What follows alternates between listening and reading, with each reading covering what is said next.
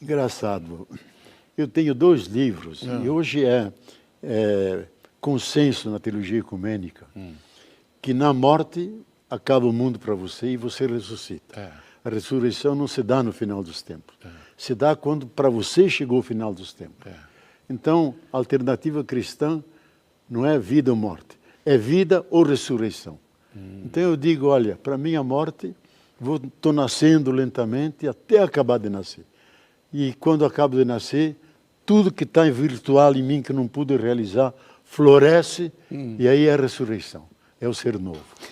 Uma outra fase do joguinho. Só. Outra fase do jogo que eu espero que caia nos braços de Deus Pai e Mãe de bondade. E se tiver aquela corrida de obstáculos lá, como é que fica? Olha, eu não acreditava no purgatório, porque o purgatório foi uma invenção medieval, porque é aquela hierarquia de príncipes, de reis, etc. Conforme a ofensa, o castigo. A igreja não conhecia.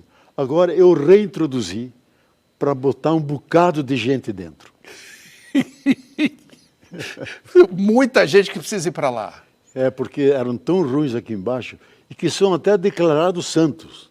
Eu não vou dizer o nome, senão os seguidores aqui vão ficar furiosos. É mesmo? Tem santo que precisa ir para o purgatório? Não, porque o purgatório não é a antessala do inferno, é a antessala do céu. Então, ele pode ir para lá, fica penando. Sei. E depois, com esse Papa, fiquei mais convencido, porque quando esse Papa sagrou 3 cardeais negros, disse 2 coisas importantes. Não pregue mais o evangelho com medo, como sempre se pregou. Preguem o evangelho com amor, como Jesus. Segundo, não pregue a condenação eterna, porque a condenação é só temporal. Porque no inferno não existe. A misericórdia de Deus é infinita. E Deus não pode perder nenhum filho dele, nenhuma filha dele. Eu digo, gente, quando eu como teólogo podia dizer isso, perdia imediatamente a cátedra. Porque o inferno tinha que estar ali. Tinha que estar ali. O medo estava sempre sendo usado, né, como uma ferramenta de convencimento. Continua, né? Especialmente nessas igrejas pentecostais que trabalham com o inferno, com o demônio toda hora. Qual é o efeito disso? O efeito disso é que você perde a alegria de viver. A vida é para ser celebrada, gente. É bom viver. E você, não, eu tenho que ser bom porque senão eu vou para o inferno, vou ser castigado. Você tem que ser bom pela bondade das coisas. Eu até escrevi um artigo longo, porque estava satanizando Lula, a história, a biografia de Satanás. Eu publiquei, está em vários artigos, foi traduzido tudo quanto é língua. Satanás é uma invenção humana.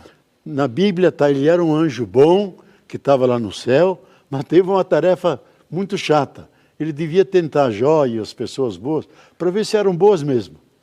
Então ele criava dificuldade em Jó e tudo, mas Jó perdeu a família, perdeu os filhos, perdeu o gado, perdeu tudo, mas não perdeu a fé. Então, o diabo voltou para o céu.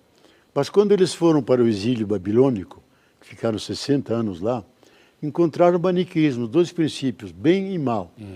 E eles tinham anjos e demônios, que Israel não conhecia anjos e demônios. Eles assumiram. Como Deus era muito transcendente, nem podiam usar o nome dele, só a sigla. Viram o anjo como intermediário. Então, Gabriel, o El é Deus, aquele que traz a mensagem. Rafael, El é Deus, aquele que cura. Então, os anjos entraram como os mediadores. E apareceu o diabo. O que vão fazer com o diabo? Criaram o inferno para botar o diabo. O inferno, lá em Jerusalém, era o grande lixão da cidade. Onde sempre fumegava, podia chover quando quisesse. Saia fogo. Então botaram o diabo lá. O diabo nasceu da cultura humana. O diabo não existe. É fake news. É uma fake news. O diabo é fake news. Porque se fosse verdadeiro, aqui é teologia pura. Porque o ato criador, se Deus não diz, Marcelo, exista, você voltaria ao nada.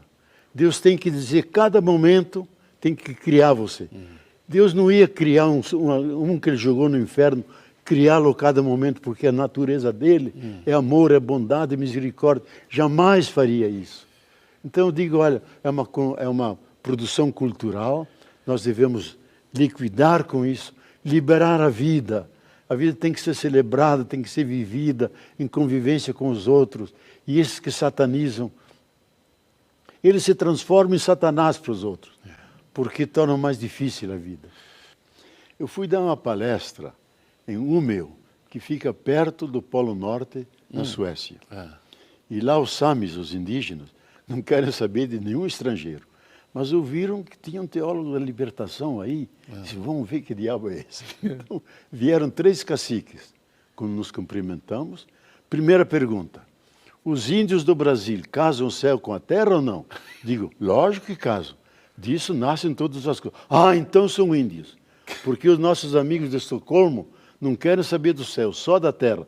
Por isso vivem se suicidando e vivem infelizes. Olha, então, e o que é casar o céu com a terra? Casar o céu com a terra é aquilo que os indígenas fazem. Eles se sentem parte da natureza, se sentem filhos das estrelas, tudo forma uma grande unidade. E nós perdemos essa unidade. Nós nos consideramos o Dominus, o Senhor, que está em cima da natureza, e não junto com os demais seres da natureza. Segunda coisa, eu era muito amigo do Darcy Ribeiro, porque ele queria ter fé, mas não conseguia. E dizia, Boff, eu te admiro, que você, sendo inteligente, acredita. E eu, que sou inteligente, não consigo acreditar. Então, tínhamos longas conversas. Você conseguiu converter o Darcy Ribeiro? Olha, no fim da vida, ele quis ter a conversa metafísica com o Frei Beto e eu. O Frei Beto estava na África e me chamou. Ele estava quase morrendo, com um câncer no pulmão. E aí eu disse, Darcy Ribeiro, primeiro ele me mandou ler o prefácio do último livro dele, onde tudo acabava no pó cósmico e ele lamentava, depois de tanta luta com negros, índios, crianças, etc., acabar no pó cósmico. Disse Darcy Ribeiro, você está enganado. Sabe, eu vou te dizer como é que é o Deus. Você, primeiro, gosta muito das mulheres, então Deus tem que ser mãe. Você diz muito palavrão. E Deus vai dizer, Darcy Ribeiro, filho da puta, tinha saudade de você. Por que você demorou tanto para chegar? E te abraça, e te beija, e te leva por toda a eternidade. Ele desmaia. Rapaz. Ele desmaia.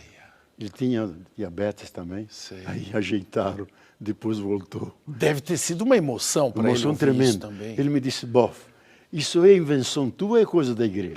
Digo, não, é coisa de Jesus, que nos apresenta um Deus, Pai, papaizinho, Abá, que tem características de mãe, misericórdia infinita, que espera o filho pródigo, se inclina para ver se ele aponta na esquina, busca com a mulher a moeda perdida. Ele tem características de mãe, ele é mais mãe do que pai. Ah, isso é Jesus, mas isso eu aceito. Por que não me disseram antes?